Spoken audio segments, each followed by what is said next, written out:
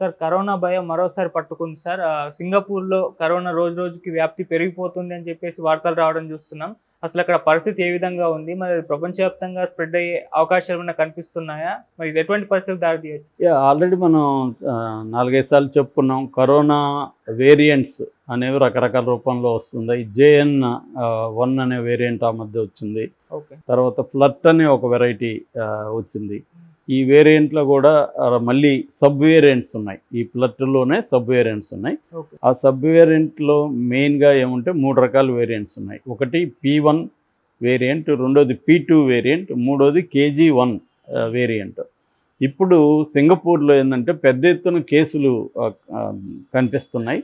అది ప్రధానంగా KP1, KP2 variants.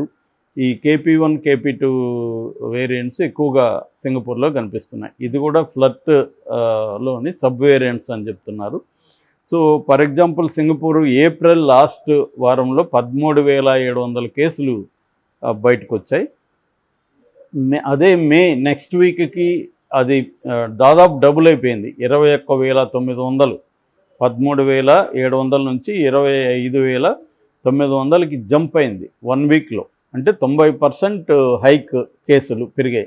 అయితే ఇది అప్సెల్గా వస్తుంది, ఇంకా అనప్సెల్గా 50,000 నుంచి 1,00,000 కూడా ఉండొచ్చు అనేది కూడా ఒక అంచనా అన్నమాట సింగపూర్లో.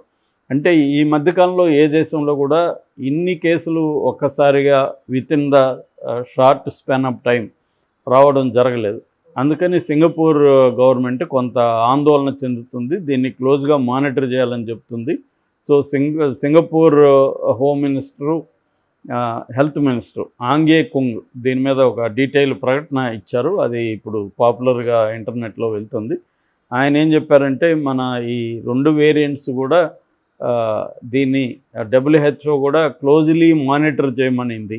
అంటే అబ్జర్వ్ చేయండి, అదేమీ కన్సర్న్ పుట్టించేంత ప్రమాదకరంగా అయితే లేదు, కానీ క్లోజ్గా దాన్ని అబ్జర్వ్ చేయాలి, క్లోజ్లీ మానిటర్ అని WHO చెప్పింది. సో మనం దీన్ని అబ్జర్వ్ చేయాలని చెప్తున్నారు. అయితే దీంట్లో పాజిటివ్ ఏంటంటే హాస్పిటల్లో చేరే వాళ్ళ సంఖ్య మరీ విపరీతంగా పెరగట్లేదు. First week last week April last week 181 ఉంటే మే ఫస్ట్ వీక్కి 250 మంది హాస్పిటల్లో చేరారు. అయితే ఐసీయూలోకి వెళ్ళే వాళ్ళ సంఖ్య బాగా తక్కువగా ఉంది. 3 ఉన్నారు ప్రజెంట్ ఐసీయూలో. అంటే ఇది ప్రాణాంతకం అయితే కాదు, ఎందుకంటే దాదాపు 80% పాపులేషన్కి సింగపూర్లో వ్యాక్సినేషన్ అయిపోయింది. First, second vaccination. తర్వాత బూస్టర్ అవి ఇంకా వేసుకోలేదని చెప్తున్నారు. సో ఇప్పుడు అందుకని ప్రజలకు ఏమని పిలిపిస్తుందంటే మీరు మళ్ళీ మాస్కులు వేసుకోండి, శానిటైజర్లు యూజ్ చేయండి. అంటే protocol, corona protocol, Covid protocol ఏమేమి ఉంటుందో, సో ఎక్కువగా పబ్లిక్ ప్లేసులకి గుంపుల్లోకి ఎక్కువ వెళ్లకుండా ఉండడం, మాస్కులు వేసుకోవడం, చేతులు కడుక్కోవడం, ఇవన్నీ చేస్తూ ఉండండి. అట్లాగే క్లోజ్గా మీరు చూడండి. అట్లాగే హాస్పిటల్కి ఊరికైనా పరిగెత్తుకు రాకండి. హౌస్లోనే ఐసోలేట్ అయ్యి మిమ్మల్ని మీరు కాపాడుకోండి.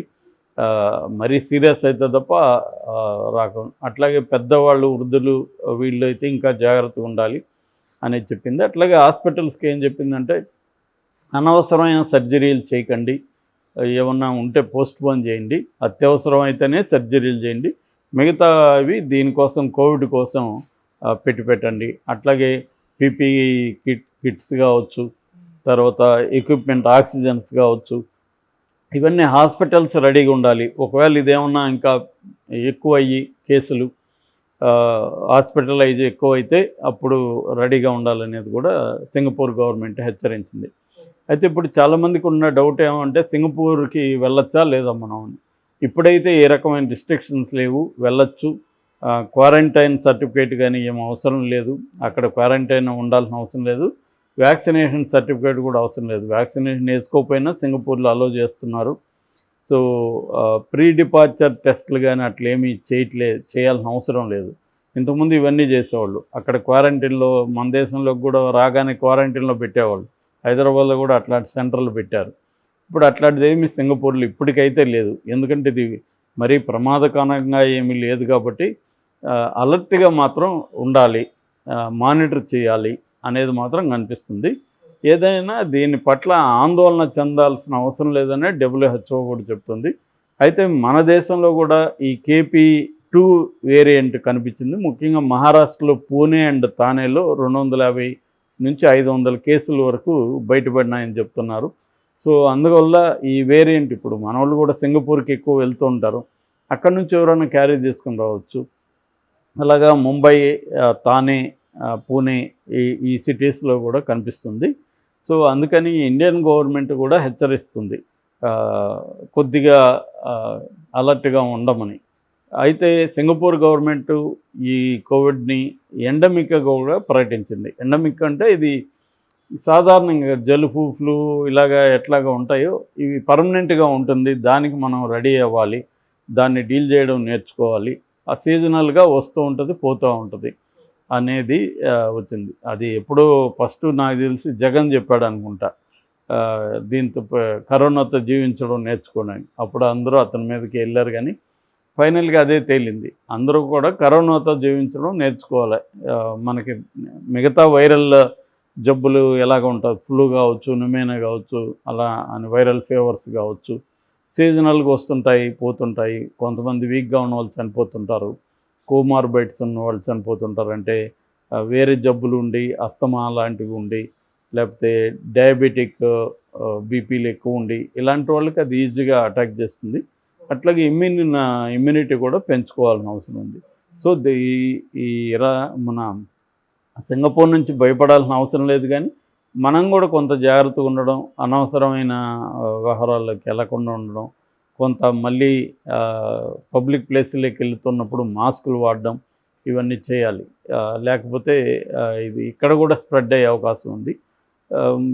ప్రధానంగా ఏజ్డ్ వాళ్ళతో మేజర్ ప్రాబ్లం. అందుకని గవర్నమెంట్స్ కానీ, WHO కానీ, వరల్డ్లో ఉండే CDC లాంటి సంస్థలు, అంటే డిసీజ్ కంట్రోల్ సంస్థలు, centre for the disease control, అమెరికాలో ఇది చాలా ఇంపార్టెంట్ ఆర్గనైజేషన్. వీళ్ళందరూ కూడా ఈ KP1, KP2 ఈ వేరియంట్స్ మీద, అట్లాగే ఈ ఫ్లట్ అనే వేరియంట్, ఫ్లట్లో సబ్ వేరియంట్స్ ఇవి, ఈ KP1, KP2 అనేవి. సో ఈ ఫ్లట్లో రకరకాల వేరియంట్స్ ఉన్నాయని చెప్తున్నారు, సబ్ వేరియంట్స్. సో అందువల్ల దీని మీద మానిటరింగ్ అనేది వరల్డ్ హెల్త్ ఆర్గనైజేషన్ గట్టిగా చేస్తుంది. బట్ సింగపూర్లో మాత్రం పెరుగుతున్నాయి. కొద్దిగా అలర్ట్గా అయితే ఉండాల్సిన అవసరం సింగపూర్ ఉంది. మనకు కూడా మనం వెళ్ళేటప్పుడు సింగపూర్కి మనం కూడా అక్కడ ఏవైతే గవర్నమెంట్ జాగ్రత్తలు చెప్తుందో మనం వెళ్ళినా కూడా అక్కడ మాస్కులు వేసుకోవడం, మన వాళ్ళు అక్కడ శానిటైజర్స్ వాడడం, చేతులు కడుక్కోవడం, అనవసరంగా పబ్లిక్ ప్లేసులకి, గుంపుల్లోకి ఎక్కువ వెళ్ళకుండా ఉండడం, ఇవన్నీ ఉండాలి. ఎవరికైనా వీక్గా ఉన్న వాళ్ళు అయితే ఇంకా ఎక్కువ జాగ్రత్తలు తీసుకోవాలి. కొంతకాలం వెళ్ళకుండా ఉంటే కూడా మంచిదేమో, ఎందుకంటే వీక్గా ఉన్న వాళ్ళని, ముఖ్యంగా ఏజ్డ్ పీపుల్కే అది అటాక్ అయ్యే అవకాశం ఈజీగా ఉంటుంది. సో అయినప్పుడు దానికి సంబంధించి అక్కడ కొద్ది రోజులు అయితే మళ్ళీ ఐసోలేషన్లో ఉండాలి. సో దానికి ఇంకా అక్కడ మనం బయటికి వెళ్ళినప్పుడు ఖర్చు కూడా అలాగ పెరుగుతుంది కదా. ఇక్కడైతే ఇళ్ళల్లో ఉండొచ్చు, అక్కడ హోటల్స్లో ఉండాలి. సో ఇటువంటి ప్రాబ్లమ్స్ ఉన్నాయి అక్కడ కూడా. సో అందుకని మన గవర్నమెంట్ అయితే దీని మీద ఏమీ ఒక హెచ్చరిక ఏమి చేయలేదు, కానీ ప్రజలను అయితే అలర్ట్గా ఉండమని చెప్తుంది. హెల్త్ డిపార్ట్మెంట్కి సంబంధించిన నివేదికలు, హెచ్చరికలు ఏమున్నాయంటే కొద్దిగా జాగ్రత్తగా ఉండండి,